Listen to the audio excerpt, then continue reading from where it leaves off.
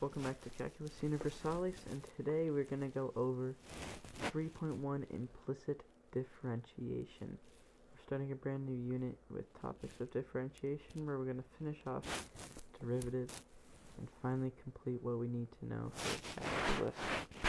So, let's get into it. What we're going to do today is implicit differentiation. So, what is implicit differentiation? Let's start off with this example.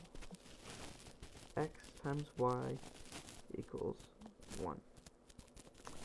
This can be simplified to y equals 1 over x. Now, what we want to do is find the derivative of this whole thing, right? And in order to do that, lots of times we're going to have crazy variables like z equals 1 over t or something. And we just learned product rules and chain rules. Each of these things is going to have a chain rule eventually. So if we did, let's just do, z and t over here on the side, right? I'm going to do z prime equals 1 over t prime. We're taking the derivative of both sides. That's implicit. Taking derivatives of both sides. Same time. So, derivative of z is just 1. But you have the chain rule. What's the chain rule? Z prime. See how it's kind of counterintuitive? But what are we solving for anyway? Z prime. So really, it doesn't really matter. And then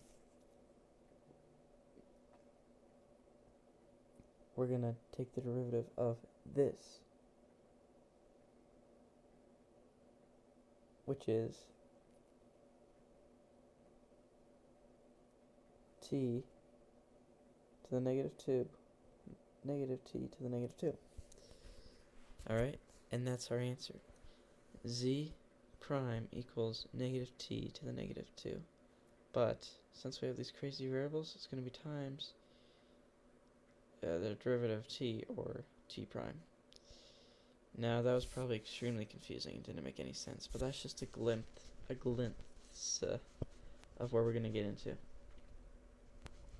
So back to this example where we have xy equals 1.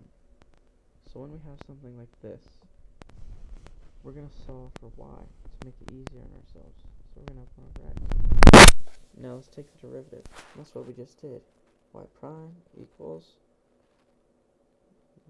1 over x prime, right?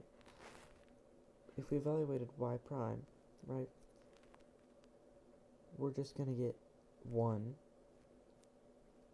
times y prime. But since y prime is what we're solving for, we don't really need it. Since we're solving for y prime, we're going to have to multiply it by the chain rule.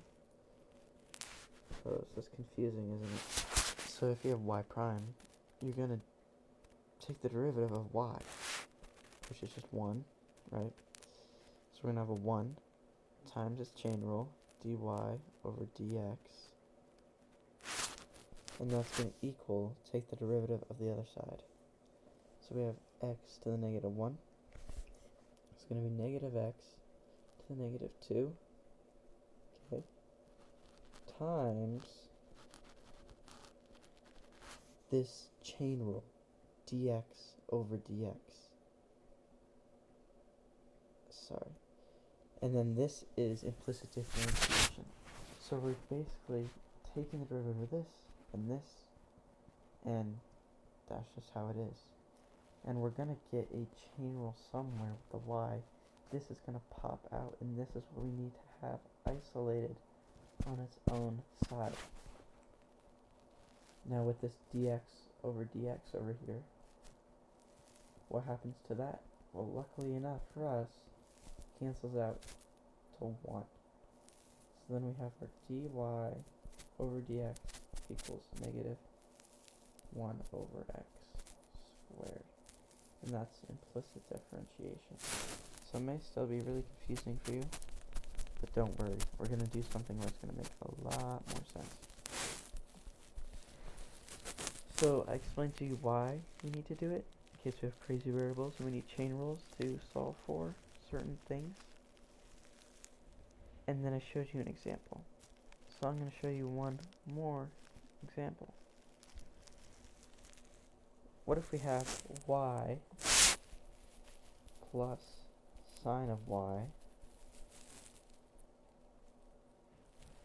equals x squared plus 1, and I ask you find dy over dx. How in the world are you going to start? Pretty simple. Take the derivative terms of x over here. Take the derivative terms of x over here. And this is finally what I'm getting to, implicit differentiation. So, the stuff I showed you before is a glimpse, but this is really it.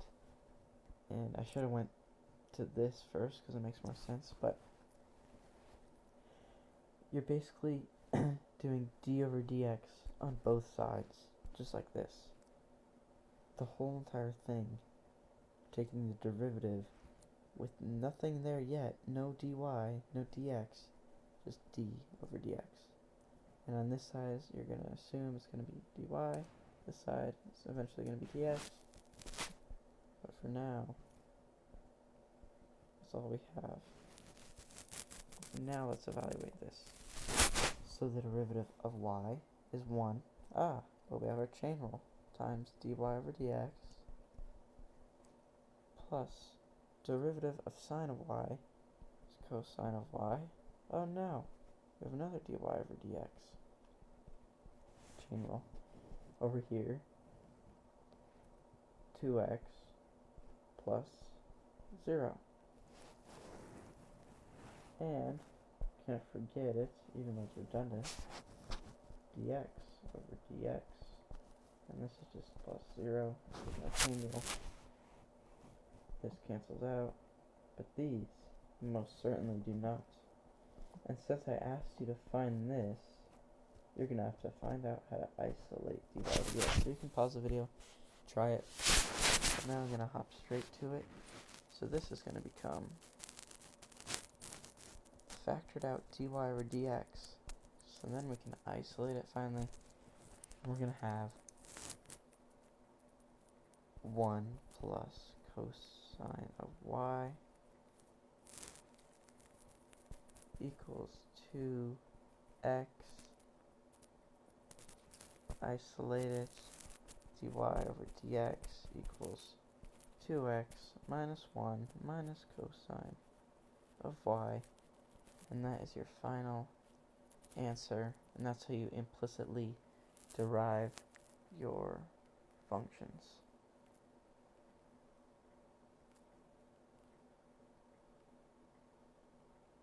Oh my gosh. Yep, I was just... I made a mistake. Not too much though. It's going to equal 2x. This is going to be a divided thing. This is going to be divided, and you have dy over dx.